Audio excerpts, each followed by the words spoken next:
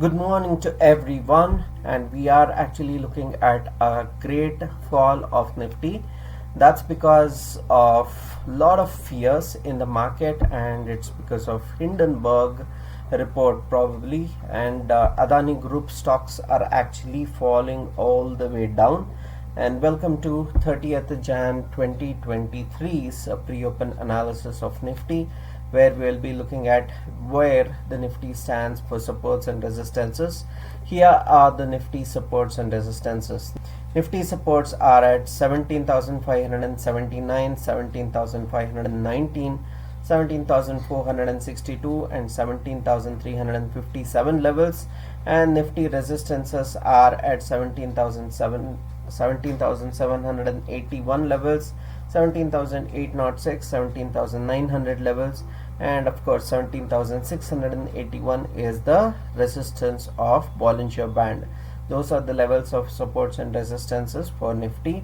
And what has the US markets done on Friday? US markets, S&P 500 was up by 0.21%, Nasdaq was up by 0.96%, and Dow Jones was up by 0.01%.